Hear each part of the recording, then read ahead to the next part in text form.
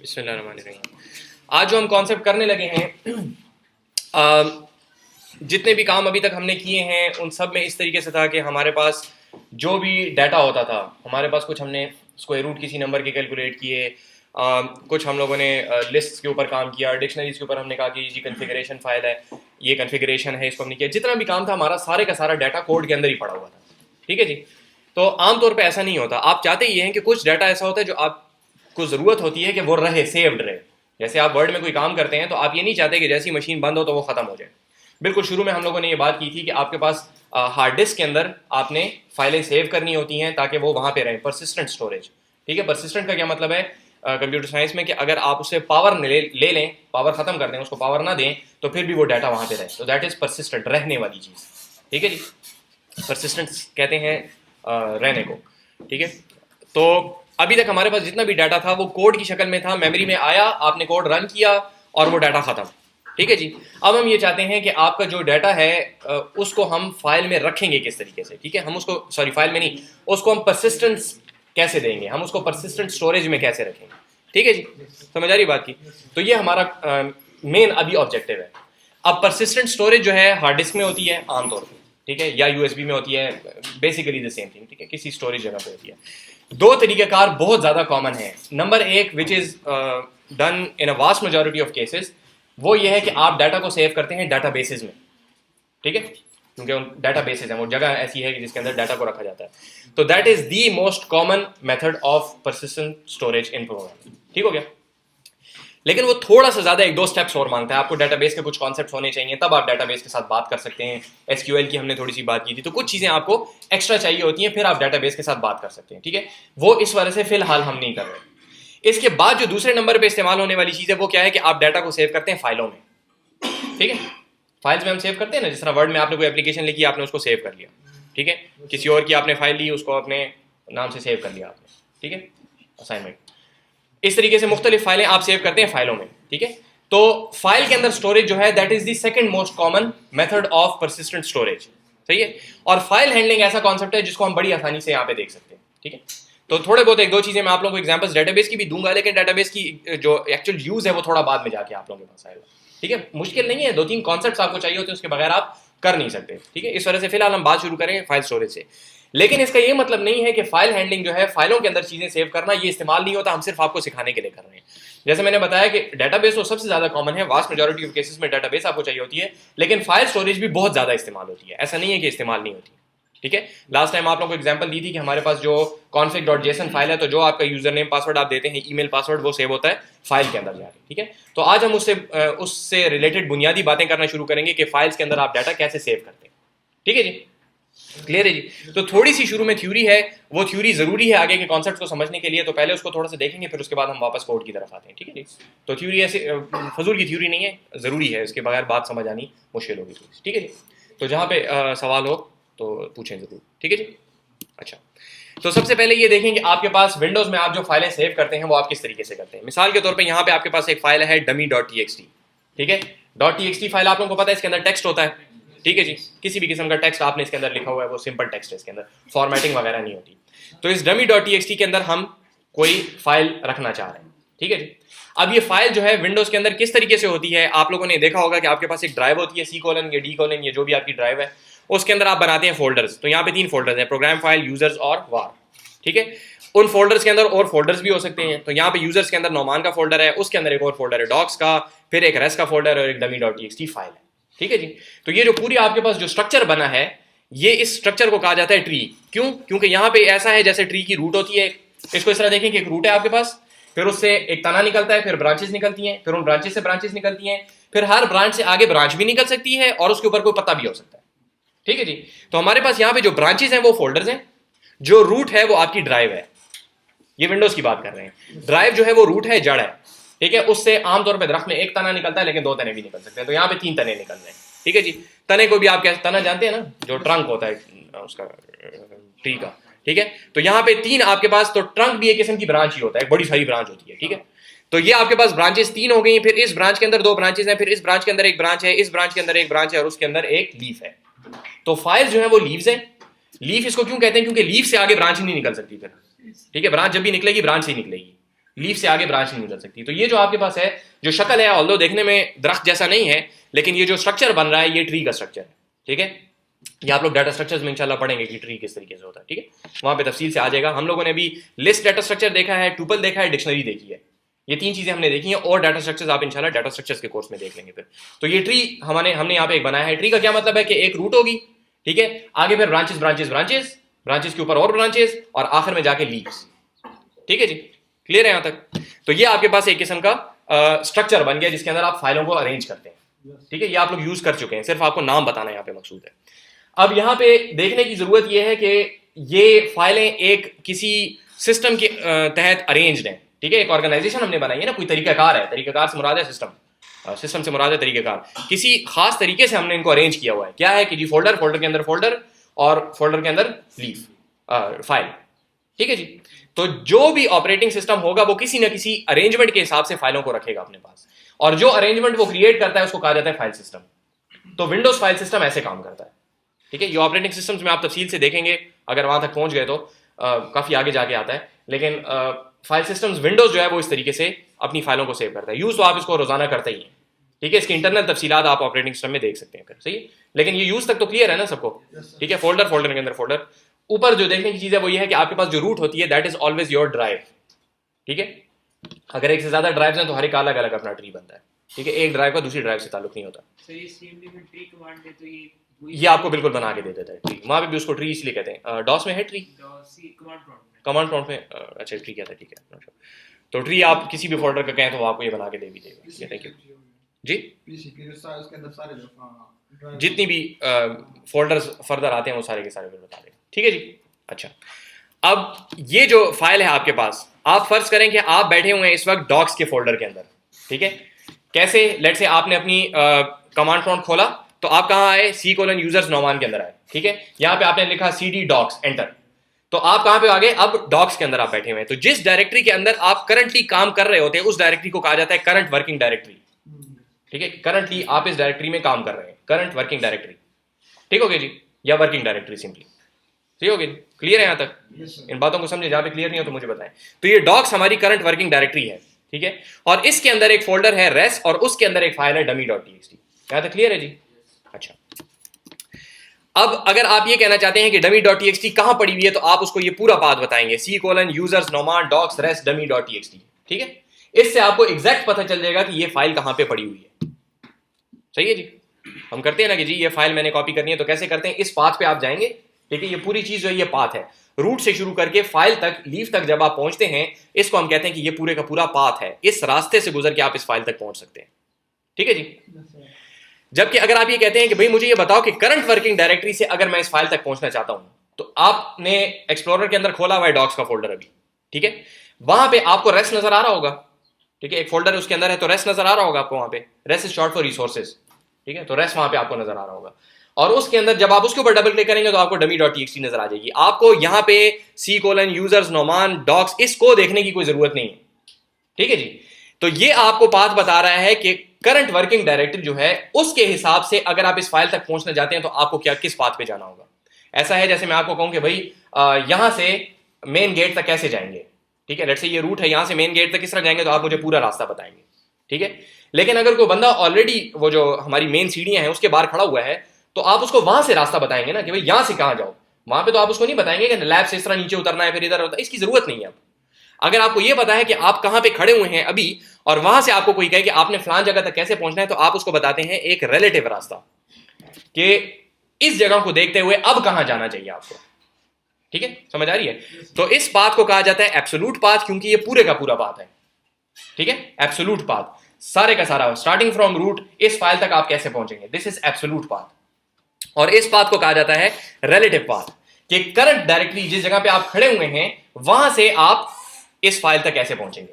ठीक है जी, तो यहां पे देखें मिसाल के तौर पे कि आप खड़े हुए हैं डॉक्स के अंदर। ठीक है, अगर डॉक्स के अंदर एक फोल्डर है रेस और उसके अंदर एक फाइल है dummy.txt, तो इसका रिलेटिव पाथ क्या होगा? आप खड़े डॉक्स में हुए हैं, ठीक है, इसका रिलेटिव पाथ क्या होगा? res/dummy.txt। ठीक है, जबकि अगर डॉक्स के अंदर डायरेक्ट dummy.txt पड़ी हुई है तो इसका रिलेटिव पाथ क्या होगा? अब इसमें रेस नहीं होगा, डायरेक्ट आप लिखेंगे dummy.txt। ठीक है, क्यों? क्योंकि डॉक से dummy.txt पहुंचने के लिए आपको डायरेक्टरी चेंज करने की जरूरत नहीं है, आप वहीं पे देखेंगे तो आपको डायरेक्ट मिल जाएगी। समझ आ रही बात की जी? तो एक है एब्सोल्यूट पाथ, वो हर केस में एक ही है।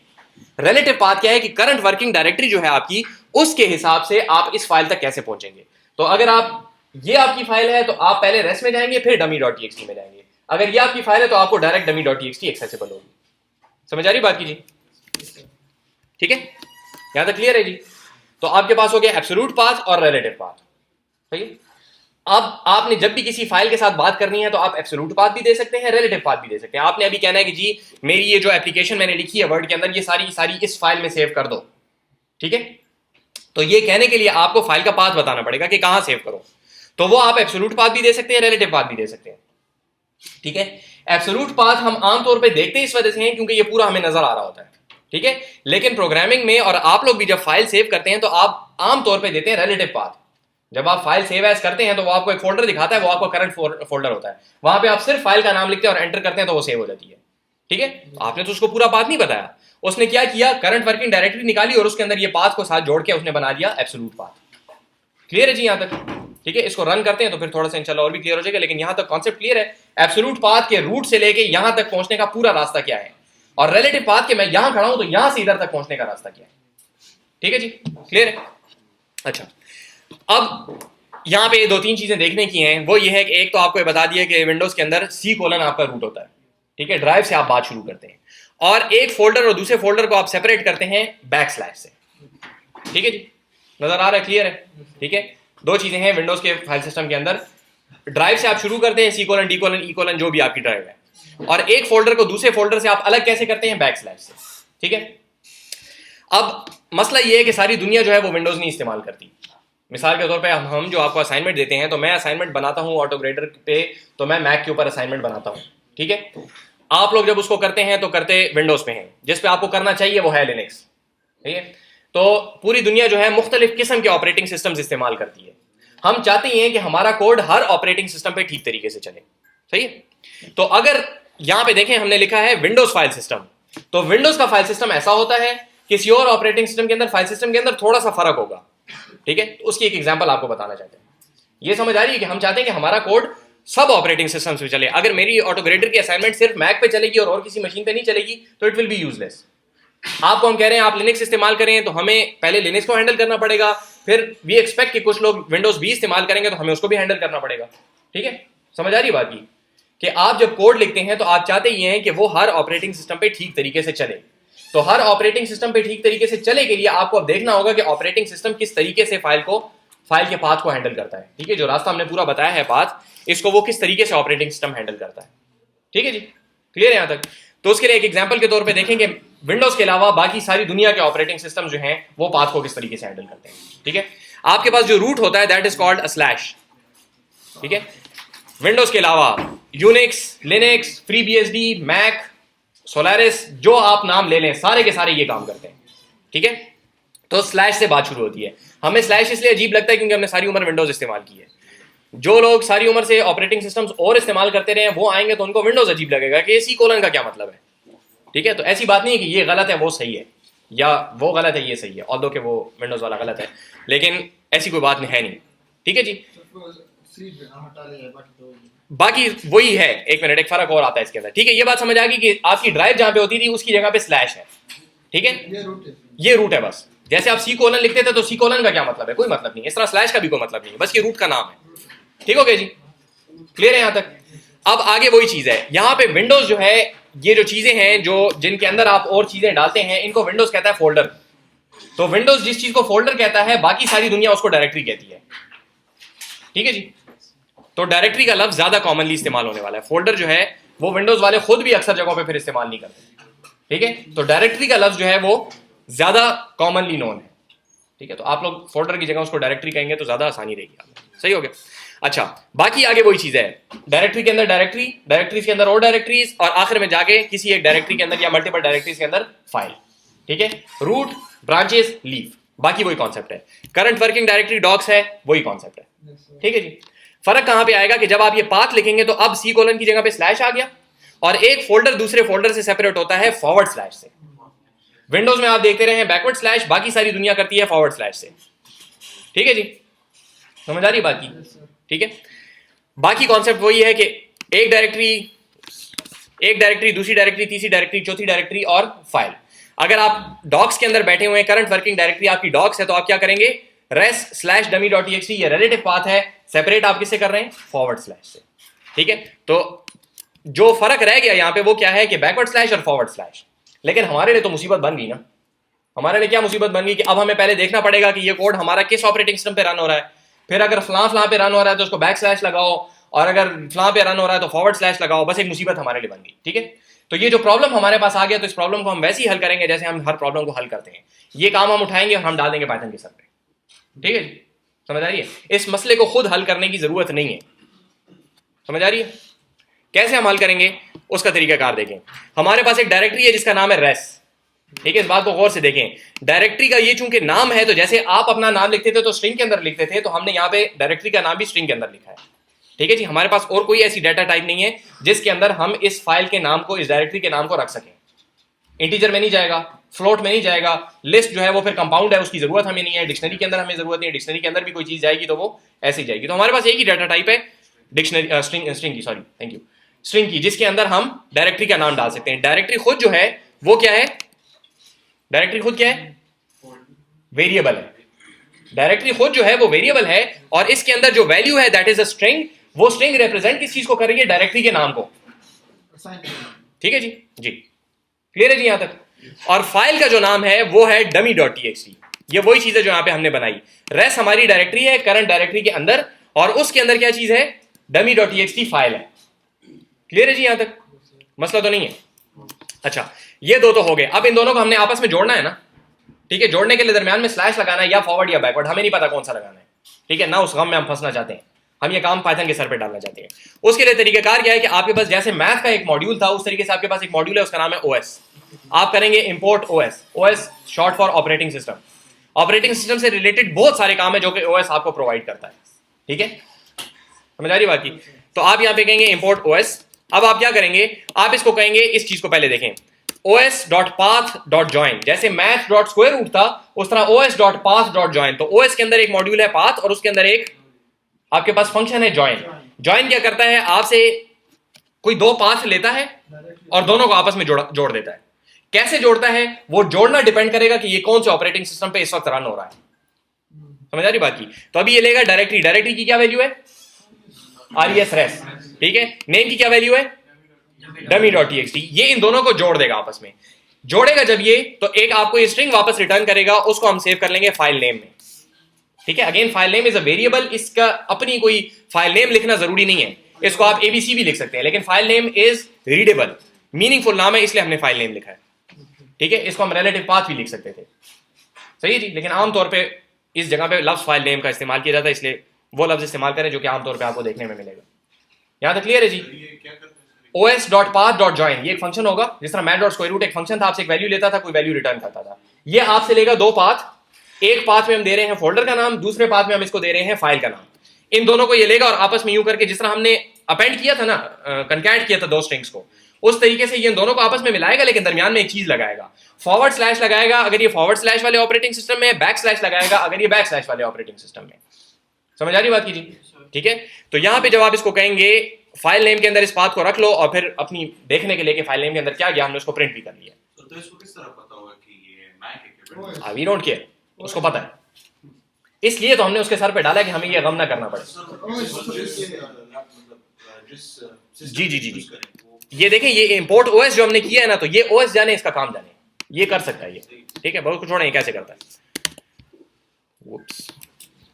इसको रन करके करना पड़ेगा, इंपोर्ट ओएस और ये चीज। ठीक है, तो देखें इसने क्या किया, यहां पे अब देखें आपको नजर आ रहा है फॉरवर्ड स्लैश, क्योंकि मैं मैक पे हूं। अभी थोड़ी देर बाद इंशाल्लाह आप लोगों को टाइम देंगे प्रैक्टिस करने के लिए, तो आप देखेंगे आपके लिए कोई और चीज यहां पे लगाएगा।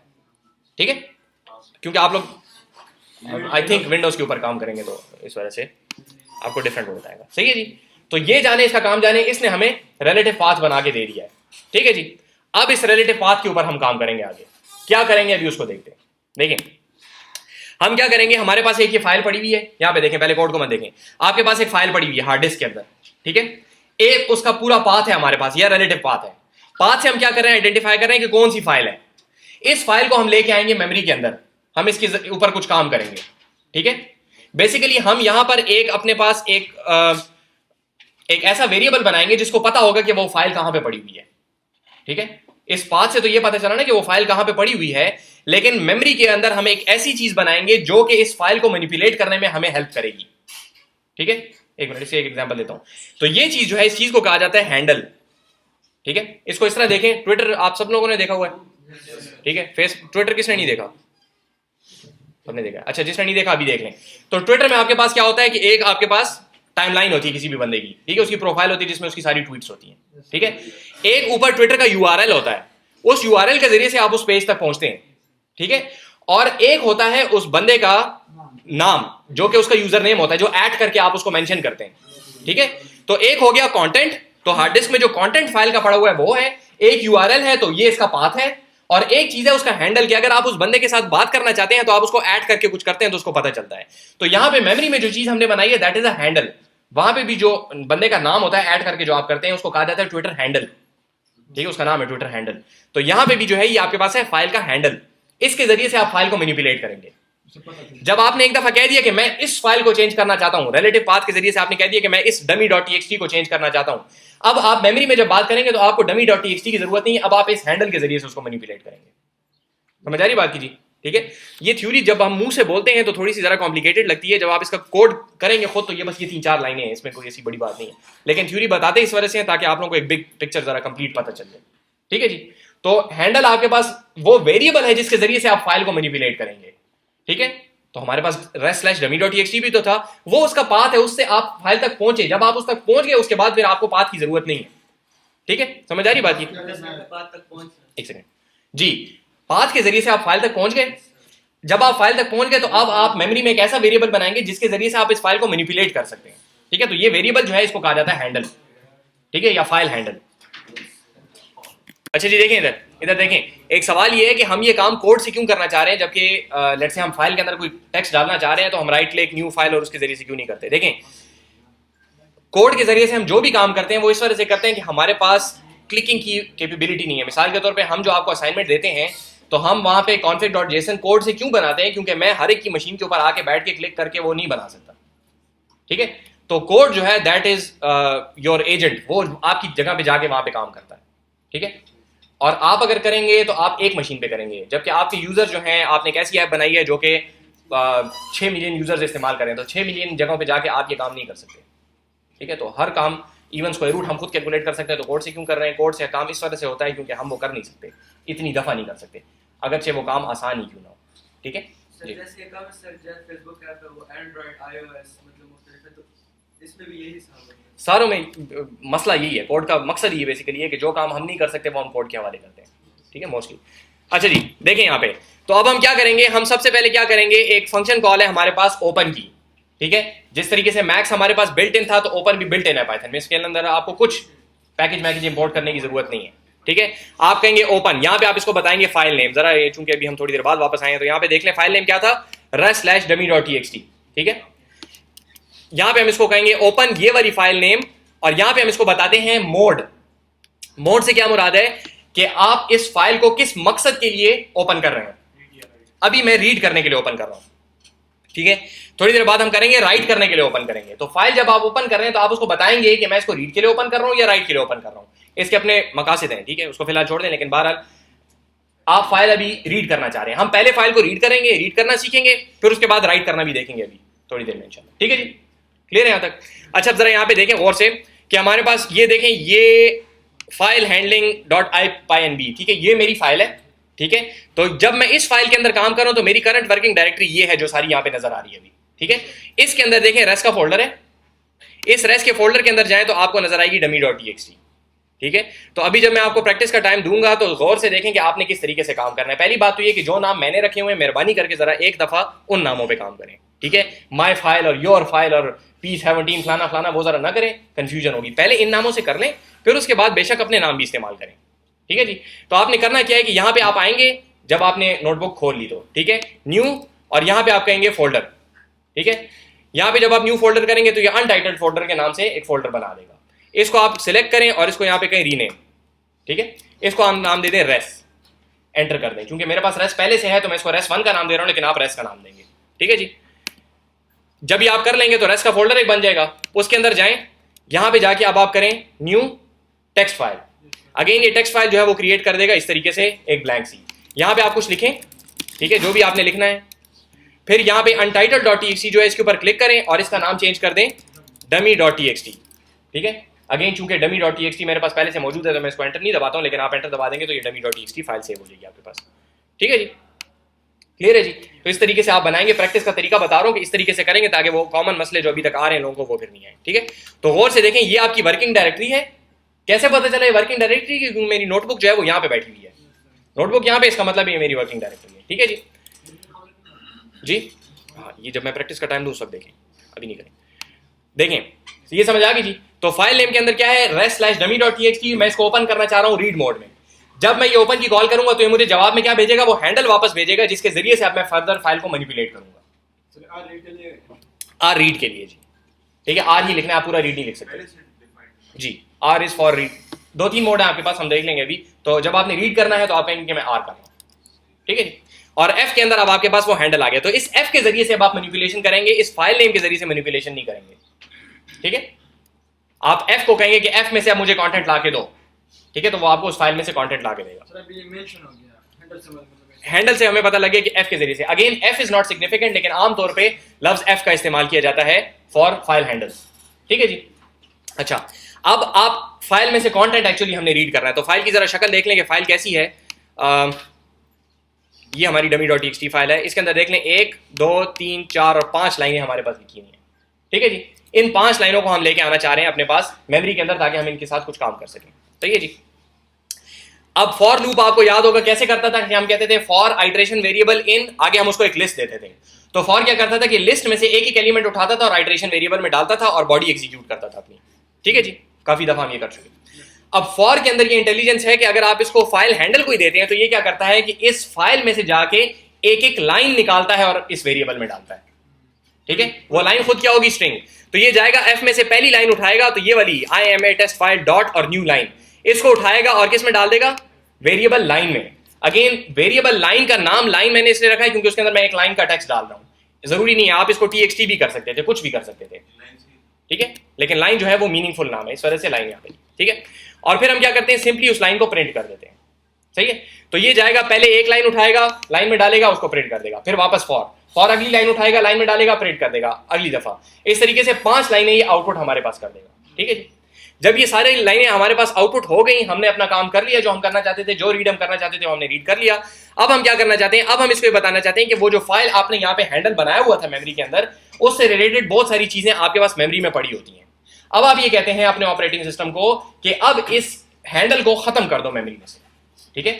अगर आप ये खत्म नहीं करेंगे तो क्या होगा, ठीक है। मैंने बस ये ऐसा है कि आप आए कहीं पे और आप खाना पीना खाएं, सब कुछ करें और बर्तन वहीं छोड़ के चले जाएं, ठीक है, उससे कुछ नहीं होगा, आपके खाने के ऊपर कोई फर्क नहीं पड़ता उससे।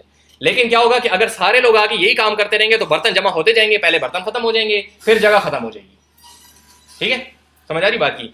तो जब भी आप किसी चीज को इस्तेमाल कर लेते हैं तो उसको फिर आपने हाउसकीपिंग करनी होती है, क्लीन अप करना होता है उसको। तो ये f.close का मतलब है कि इस हैंडल से रिलेटेड जितने भी आपने मेमोरी में चीजें बदबला बनाई हुई थी, उन सारों को अब मेमोरी से खत्म कर दो, मेमोरी में जगह खाली कर दो, ठीक है। इसकी मैं आपको एक रियल वर्ल्ड से मिसाल देता हूँ कि अगर आप ये नहीं करेंगे तो क्या होगा। बेसिकली वही होगा जो आपके बर्तन छोड़ने से होगा कि अगर ये f बहुत सारे जमा होते जाएंगे आपकी मेमोरी के अंदर तो इवेंचुअली आपकी मेमोरी खत्म हो जाएगी। आप अगर विंडोज के अंदर ये काम कर रहे हैं, आप लोग देखा होगा विंडोज में जब आप 2-3 दिन तक विंडोज को अगर रिस्टार्ट ना करें तो वो स्लो होता जाता है, आखिर में जाके इतना आप तंग आ जाते हैं कि आप उसको रिस्टार्ट कर लेते हैं, ठीक है। वो क्यों होता है कि जिन लोगों ने ये एप्लीकेशंस लिखी हुई हैं वो बेसिकली फाइलों को ओपन करते जाते हैं, ओपन और क्लोज की फिक्र नहीं करते वो बहुत ज्यादा, ठीक है, क्योंकि क्लोज से मुझे कोई फर्क नहीं पड़ रहा, ठीक है, क्योंकि मुझे कोई फर्क नहीं पड़ रहा तो बस भाड़ में गया अपना काम करेगा, ठीक है। ये जनरल वो जो हम कहते हैं ना कि a good programmer is a lazy programmer, तो this is not a good programmer, this is just a lazy programmer, ठीक है। क्योंकि गुड प्रोग्रामर हमने कहा था कि इंटेलिजेंटली लेजी होता है, तो ये इंटेलिजेंटली लेजी नहीं, ये बस मैं लेजी है, बस ये वैसे सुस्त आदमी है, ठीक है, समझ आ रही बात की। कैशे में स्टोर करता है ये सारी, कैशे में नहीं, आपकी मेन रैम के अंदर ये बदबला पड़ी होती है, ठीक है जी। अच्छा देखें अब मसला क्या है, मसला क्या है कि लोग बहुत सारी एप्लीकेशन उन्होंने लिखी हुई हैं, फाइलों को ओपन किए जा रहे हैं, मेमोरी के अंदर चीजें आई जा रही हैं और उनको साफ करने वाला कोई नहीं है, तो इवेंचुअली रैम जो है वो भर जाती है। जब आप रिस्टार्ट करते हैं तो रैम चूंकि वॉलेटाइल मेमोरी है, परसिस्टेंट नहीं है, तो वो सब कुछ रिस्टार्ट करने से खत्म हो जाता है। फिर आप कहते हैं कि हाँ जी अब मेरा विंडोज जो है वो सही काम कर रहा है। ठीक है, इसकी एक और मिसाल मैं आपको दूं कि डेटाबेस कनेक्टिविटी शुरू में मैंने आपको कहा, तो ऑल्दो के हमने पढ़ा नहीं है लेकिन उसमें भी ऐसा ही होता है कि पहले आप डेटाबेस के साथ एक कनेक्शन ओपन करते हैं, फिर उसके साथ कोई मैनिपुलेशन करते हैं, फिर आखिर में डेटाबेस कनेक्शन को क्लोज करते हैं। ठीक है, तो अगर आप वो क्लोज नहीं करते तो वही मसला होता है जो कि यहाँ पे एफ को क्लोज ना करने से होता है। तो हम लोग एक टाइम पे एक प्रोजेक्ट मुझे मिला था जब मैं फ्रीलांसिंग का काम किया करता था, तो वहाँ पे एक क्लाइंट ने कहा कि भाई हमारे सर्वर के ऊपर एक ऐप हमने बनवाई हुई है पहले से, और हमारा सर्वर जो है कुछ टाइम के बाद बहुत ज़्यादा स्लो हो जाता है, तो इसको ज़रा चेक करेंगे क्यों स्लो हो जाता है, क्या मसला है उसके अंदर। तो वो फिर जो हाँ तो रिस्टार्ट आप सर्वर को हर वक्त नहीं कर सकते ना, क्योंकि आपके क्लाइंट्स आ रहे हैं। ठीक है, तो आप 5 मिनट तक उनको नहीं कह सकते कि सब्र करो, तो सर्वर के अंदर restart is not an option, तो वहाँ पे आपको मसले को हल करना पड़ता है। ठीक है, तो फिर जब हमने वो देखा तो उसमें जिस बंदे ने कोड किया हुआ था उसने एसेंशियली ये किया हुआ था कि उसने डेटाबेस के कनेक्शन जो हमने उसके अंदर फिर सर्च किया तो तकरीबन 3000 टाइम्स उसने कनेक्शंस ओपन किए हुए थे मुख्तलिफ जगहों पे, और क्लोज एक दफ़ा भी नहीं था। ठीक है, तो वो 3000 टाइम मुख्तलिफ पोर्शन जब एप्लीकेशन के मल्टीपल यूजर से रन होते थे तो रैम बढ़ती जा रही, आखिर में जाके वो इतना स्लो हो जाता था कि बिल्कुल वो इस्तेमाल के लायक नहीं रहता था। ठीक है, तो ये काम लोग आम तौर पर करते। ठीक है, क्लोज करना, क्योंकि क्लोज से मैं जब टेस्टिंग कर रहा हूं तो फाइल मैंने रीड की, फाइल ठीक ठाक रीड हो गई, मेरा काम हो रहा है। कुछ को तो पता ही नहीं होता ना, वो तो बेचारे ऐसी प्रोग्रामर, उनको पता ही नहीं कि फाइल को क्लोज भी करना होता है। लेकिन जिनको पता भी है तो वो या परवाह नहीं करते, या कभी कभी इस तरह होता है कि मतलब वाकईतन भूल जाता है। आप फाइल के साथ कोई काम कर रहे थे, फिर आपने एक और फाइल ओपन की, आपने बहुत सारे 3-4 फाइलों के साथ काम किए, फिर आखिर में आपने 4 फाइलें क्लोज कर दी, एक आपसे रह गई, गलती से रह गई। ठीक है, तो गलती की भी वो होते हैं। तो ये सारी चीजें मिलकर क्या करते हैं, आपके ये जो एप्लीकेशन को ऐसा बनाते हैं कि वो स्लो होती हैं। फिर ये होता है ना कि जी आपकी एप्लीकेशन क्रैश हो रही है तो ऑपरेटिंग सिस्टम कहता है ये इसका कसूर है, वो उसको बंद कर देता है। जो अच्छे ऑपरेटिंग सिस्टम है वो उस खास एप्लीकेशन को फिर पीनलाइज करते हैं। ठीक है, उसके ऊपर पेनल्टी डालते हैं। समझ आ रही बात की? तो F dot close, long story short, F dot close करना जरूरी है। मतलब ये स्लेट के साथ भी काम होता है? नहीं, स्लेट का ये मसला नहीं है, स्लेट के और बहुत सारे मसाइल हैं सर। एक तरह का मैलवेयर है सर। मैलवेयर में आपकी इंटेंशन बुरी होना जरूरी है। अगर आपने जान के कहा कि मैं एफ डॉट क्लोज नहीं करूंगा तो yes that is a malware, लेकिन आमतौर पे लोग इस तरह नहीं करते, बस या बेवकूफ़ी है या गलती है, इस किस्म की बातें होती हैं। मुझे नहीं समझ आएगा। जब भी आप किसी फाइल को ओपन करेंगे, देखें जो टेक अवे है यहाँ पे वो क्या है कि जब भी आपने कोई फाइल ओपन की, इस्तेमाल के बाद उसको क्लोज करना जरूरी है। अगर क्लोज नहीं करेंगे दैट इज बैड। हो सकता है आप ये कह रहे हो कि ये फाइल तो सिर्फ एक दफा ओपन हो रही है, इससे क्या हो जाएगा, एक प्लेट है, लेकिन वो एक प्लेट जब 50 लोग आके रखेंगे वहां पे तो उससे भी मसले पैदा होंगे। समझ आ रही बात की? ठीक है, तो इसका हम इलाज क्या करते हैं, पाइथन उन्होंने बड़ी कोशिश की कि हम इसका कोई अच्छा इलाज निकालें। उसका इलाज उन्होंने क्या निकाला, उन्होंने निकाला कि हमने बहुत लोगों को कहा कि आप एफ डॉट क्लोज करें, लोग नहीं करते। ठीक है, या उनसे गलती से रह जाता है, या बस वो परवाह नहीं करते, या वो सुस्त हैं, जो कुछ भी है। उसका इलाज उन्होंने ये निकाला कि उन्होंने ओके पहले ये देख लें, उसके बाद चलिए उस इलाज की तरफ थोड़ी देर में आते हैं। यहाँ पे एक और मसला है वो मुझसे रह गया, पहले वो देख लेता। ठीक है, इस इलाज की तरफ आते हैं थोड़ी देर में। ये हमने यहाँ पे आउटपुट किया, देखें for line in F print line, इसमें और इसमें आपको कोई फर्क नजर आ रहा है? जी, यहाँ पे ये ब्लैंक लाइनें आ रही हैं एक्स्ट्रा, क्यों आ रही है कोई बता सकता है? ये देखें I am a test file के बाद ये लाइन खाली है एक, फिर मे बी समडे फिर एक लाइन खाली है। जी हाँ,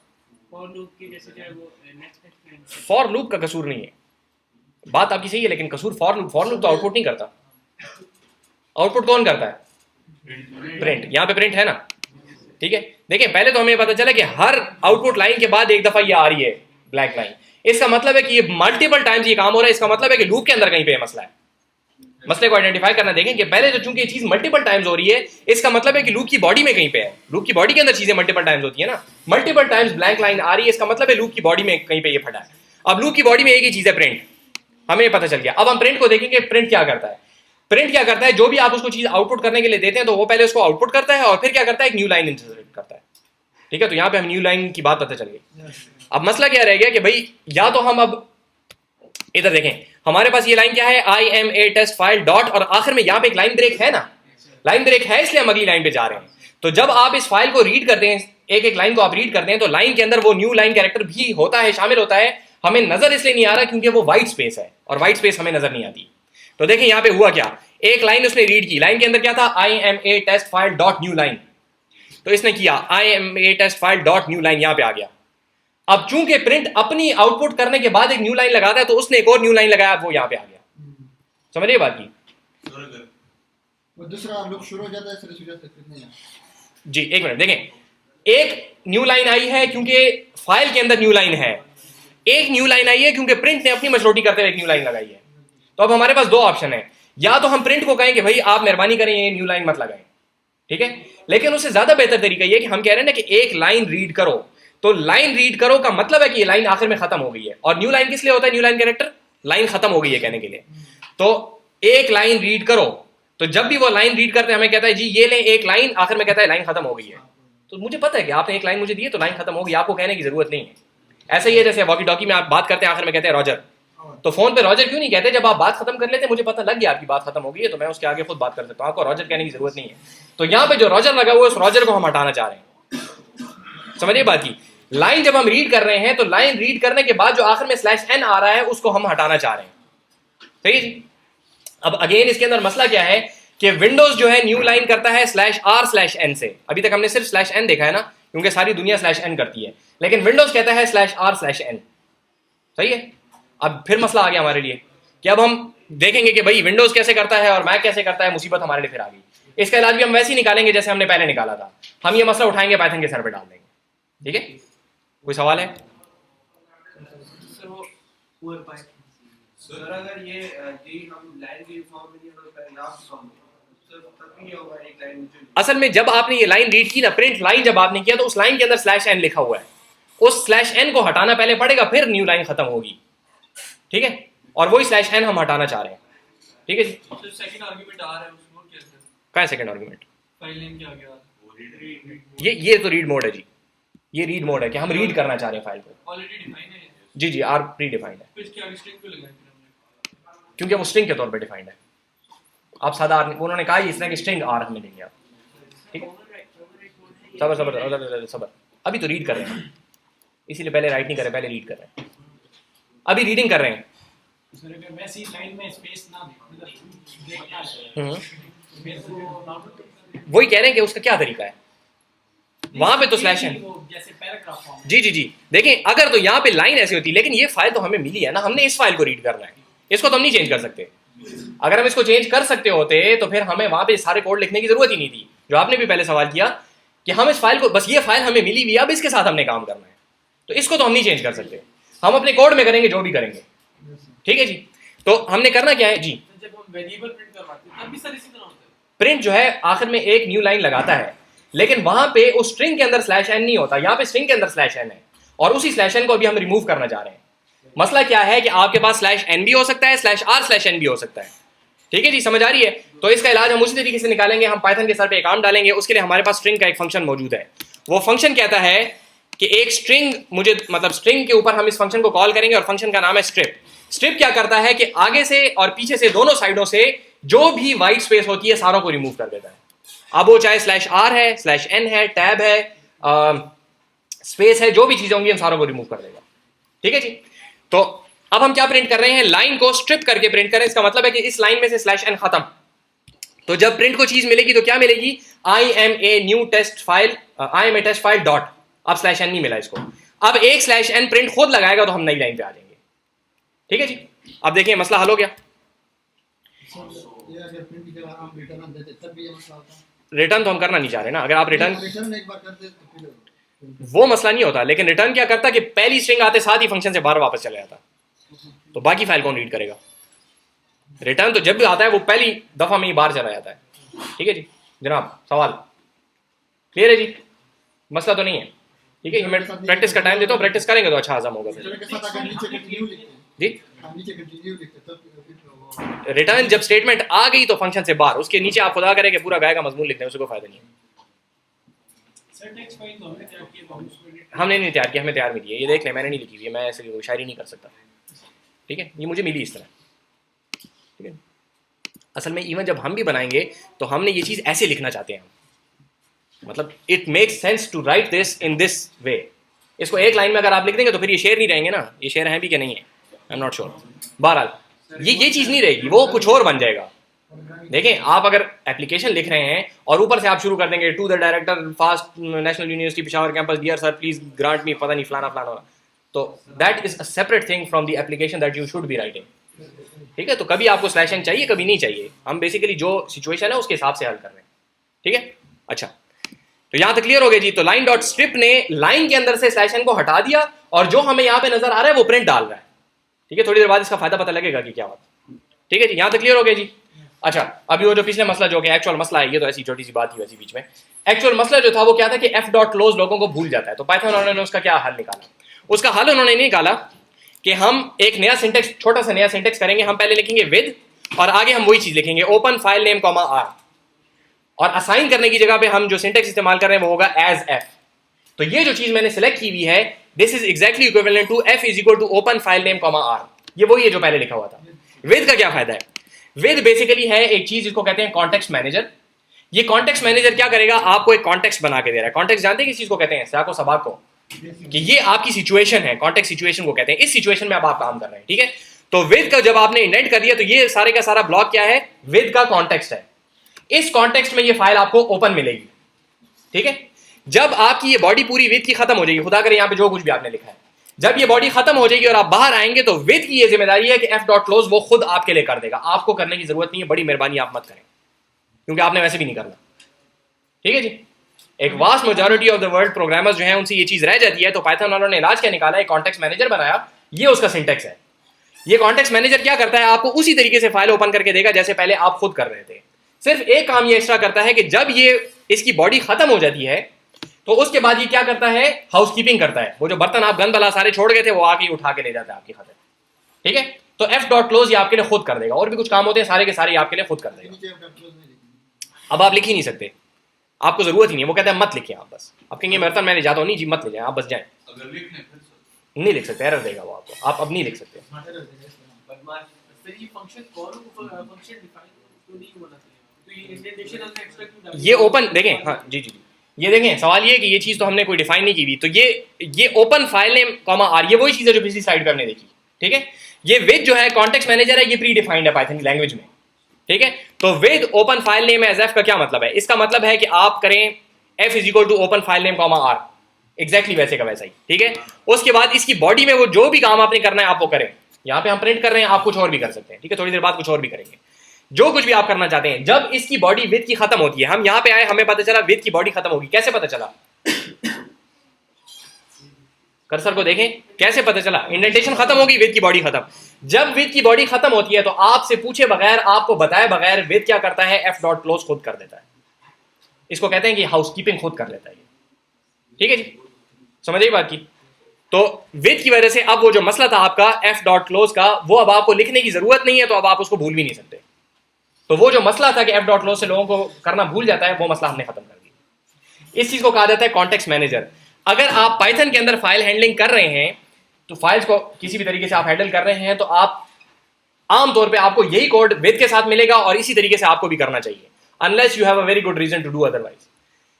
अनफॉर्चुनेटली और किसी लैंग्वेज में आपको ये कॉन्टेक्स्ट मैनेजर नहीं मिलेंगे आमतौर पे। ठीक है, लेकिन कहीं पे कॉमन है, कहीं पे इतने कॉमन नहीं है। पाइथन में बहुत कॉमनली आपको मिलेंगे। ठीक है जी, तो जिस लैंग्वेज में नहीं है तो वहां पे फिर आपकी अपनी जिम्मेदारी कि आप ख्याल रखें कि जब भी आप फाइल को ओपन करें, इस्तेमाल करें, तो आखिर में क्लोज करें। ये हर लैंग्वेज में तरीका यही होता है कि ओपन करें फाइल को, उसको मैनिपुलेट करें और क्लोज करें, ओपन करें, मैनिपुलेट करें, क्लोज करें। ठीक है, ये हर लैंग्वेज में ऐसा ही है। किसी में ओपन की जगह पे कोई और फंक्शन का नाम होगा, किसी जगह पे क्लोज की जगह पे कोई और नाम होगा, लेकिन बेसिक कॉन्सेप्ट यही होता है कि फाइल ओपन करें, फाइल को मैनिपुलेट करें, फाइल को क्लोज करें। ठीक है, तो ये तरीका आप करेंगे जिन लैंग्वेजेस के अंदर कॉन्टेक्स्ट मैनेजर नहीं है, और अगर लैंग्वेज के अंदर कॉन्टेक्स्ट मैनेजर है तो फिर ये इस्तेमाल करें। सर विद की बॉडी के अंदर एक और फाइल खोल सकते हैं, जो काम आप विद के अंदर करना चाहते हैं, विद के अंदर कुछ भी आ सकता है, विद की बॉडी में कुछ भी आ सकता है, उस विद के अंदर आप कोई और फाइल खोल सकते हैं दूसरे विद में, तो ये नेस्टेड विद हो जाएगा। नेस्टेड विद हो जाएगा। तो सर वो क्लोज से कौन, वो फिर उस फाइल को करेगा जो आपने जिस विद से खोली है। जिस विद की बॉडी खत्म होगी वो अपनी फाइल को क्लोज करेगा। लेट्स से यहाँ पे एक और विद था, ठीक है, इस जगह पे, तो जब इसकी बॉडी खत्म होगी तो वो अपनी फाइल को क्लोज करेगा, बाहर वाली फाइल को वो नहीं, उसका कोई काम नहीं उसके साथ। ठीक है जी, यहाँ तक क्लियर है। सर ये विद सिर्फ ये फाइल हैंडलिंग में मतलब यूज होता है, और भी जगह पे कॉन्टेक्स्ट मैनेजर होते हैं। ठीक है, मिसाल के तौर पर डाटाबेस कनेक्शन जब आप ओपन करते हैं, जैसे मैंने बताया कि वहाँ पे भी कनेक्शन क्लोज करना होता है, वहाँ पे भी होता है। हाउसकीपिंग का लफ्ज इसलिए इस्तेमाल करेंगे, what ever the housekeeping is, यहाँ पे housekeeping is close the file. ठीक है जी, क्लियर है यहाँ तक। अब देखें जो हमने इसको आउटपुट किया, इससे आउटपुट एक्जैक्टली वही आया क्योंकि हमने कोई चीज़ फर्क नहीं की, सिर्फ एफ डॉट क्लोज करने की जरूरत है। ठीक है जी। अच्छा, अभी इसी चीज़ को हम क्या करना चाहते हैं, यहाँ पे हमने क्या किया था कि एक एक लाइन करके हमने रीड की थी और आउटपुट किया था। इसका एक और हमारे पास फर्दर शॉर्टकट तरीका है, वो क्या है कि हम कहते हैं again with open file name r as f, ये वही चीज़ है, और आप कहते हैं f dot read. F dot read क्या करता है, पूरी फाइल का सारा कॉन्टेक्स्ट जितने भी उसके अंदर स्ट्रिंग लिखी हुई है सारी की सारी उठा के आपको रिटर्न कर देता है। हमने उसको क्या किया है, जो स्ट्रिंग उसने हमें रिटर्न किया हमने डायरेक्ट उसको प्रिंट कर दिया। ठीक है, समझ आ रही बात की? उसने हमें रिटर्न की स्ट्रिंग, उस स्ट्रिंग को हम वेरिएबल में भी सेव कर सकते थे, लेकिन हमने क्या कर दिया, उसको प्रिंट कर दिया। ठीक है जी, सेम चीज दूसरे में भी इस तरह देखें जी।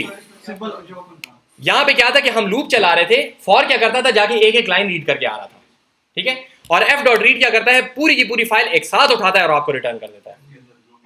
एफ के अंदर जितनी भी स्ट्रिंग है सारी की सारी उठा के आपको वापस कर देता है। जब वेरिएबल के मतलब है कि नाम दिया था उसमें भी इस तरह के कर सकते जी, आप ऐसा कर सकते हैं v is equal to f dot read और प्रिंट v। नहीं, आपको जो विद वाला फंक्शन नहीं किया था, उसकी भी वाला फंक्शन नहीं हमने डिफाइन किया होगा इसलिए। जी जी जी,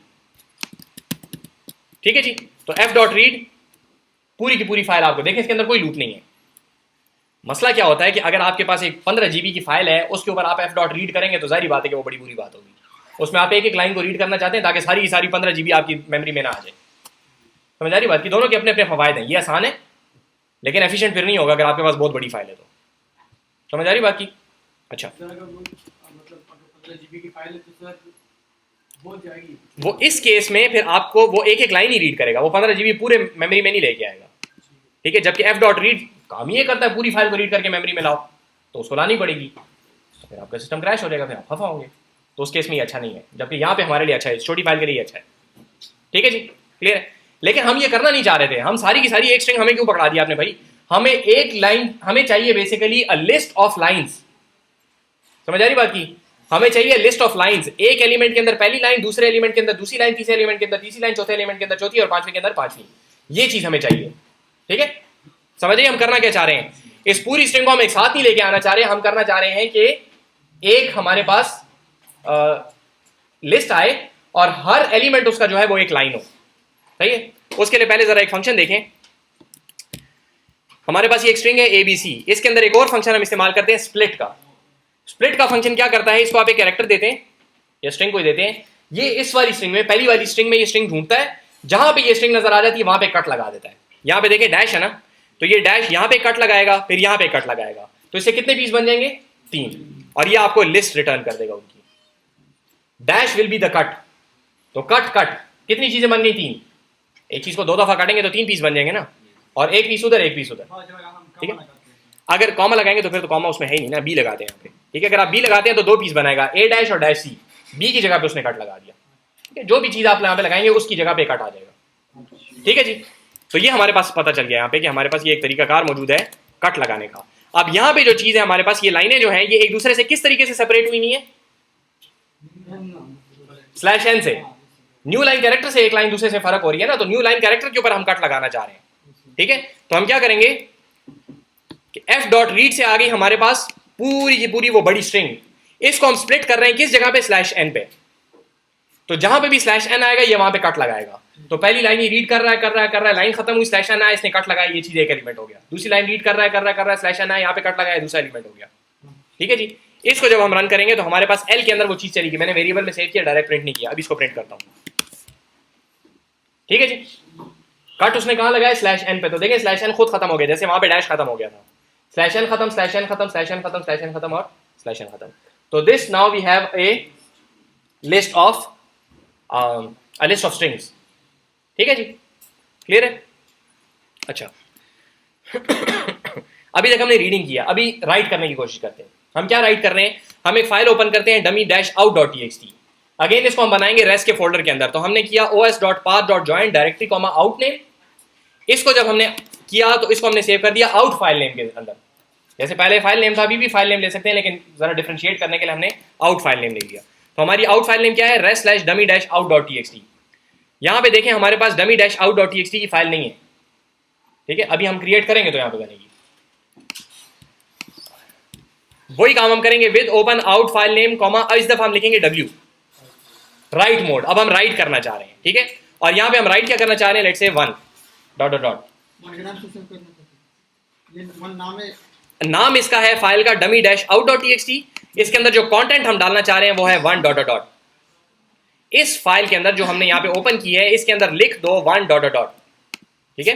इसको हमने रन किया, कुछ भी उसने नहीं किया, कुछ भी नहीं कहा, लेकिन यहाँ पे अब हम जाके देखेंगे तो देखें dummy dash out dot TXT बन गई है। इसको ओपन करें तो यहाँ पे आपको नजर आ रहा है उसके अंदर 1 डॉट डॉट डॉट लिखा हुआ है, ठीक है जी।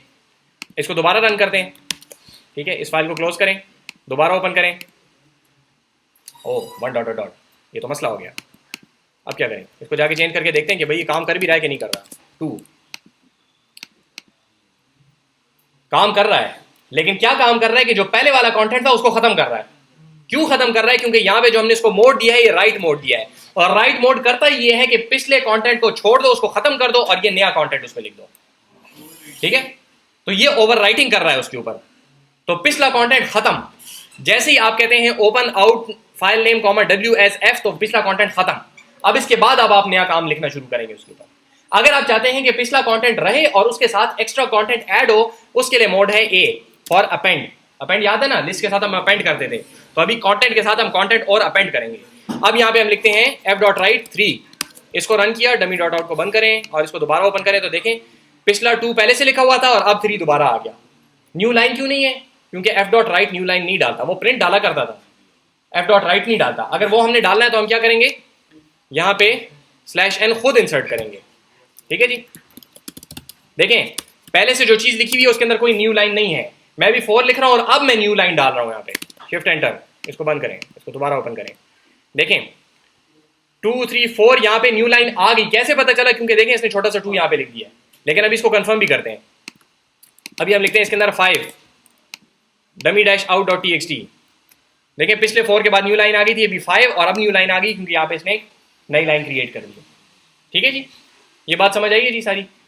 ये आपके पास राइटिंग का तरीकाकार है। तो राइट मोड करता है पिछले कंटेंट को खत्म करके राइट करता है, अपेंड मोड पिछले कंटेंट को छोड़ के आगे राइट करता है, ठीक है। हर एक के अपने अपने फवायद हैं, सही है जी। Sir read and write mode load नहीं हो सकता? नहीं, एक साथ आमतौर पे नहीं करते। कल इसके ऊपर काफ़ी बहस हुई है। अगर होता भी हो तो ये आमतौर पे कोई करता नहीं है, मुझे नहीं पता होता कि नहीं होता, लेकिन आमतौर पे कोई करता नहीं है, ठीक है। अच्छा, ये आप लोगों की रीडिंग असाइनमेंट है, ये ऊपर वाला हम कर चुके पहले। जो पाइथन की बुक आपको दी हुई है चैप्टर 1 से लेके चैप्टर 4 तक आप सारा आप लोग पढ़ सकते हैं, ठीक है। अब सारा कंटेंट हम कवर कर चुके हैं उसके अंदर, तो वो सारे का सारा रीड आप कर लें सिवाय 4.3.2 और 4.5 के, ठीक है। ये 2 चीज़ें रहती हैं इसके अंदर, छोटे से 2 कॉन्सेप्ट हैं, वो भी हमने नहीं किए हुए, इंशाल्लाह बाद में वो हो जाएंगे, ठीक है जी। तो अभी आप लोगों के पास थोड़ा सा टाइम है, 20 मिनट है। आप लोग अभी सिस्टम्स ऑन करें और इसको प्रैक्टिस करें। स्लेट पे भी अपलोडेड है और ड्रॉप बॉक्स का जो लिंक था उसके ऊपर भी अपलोडेड है, ठीक है जी। ये वाली बुक नहीं, ये नोटबुक्स ये मैं आप लोगों को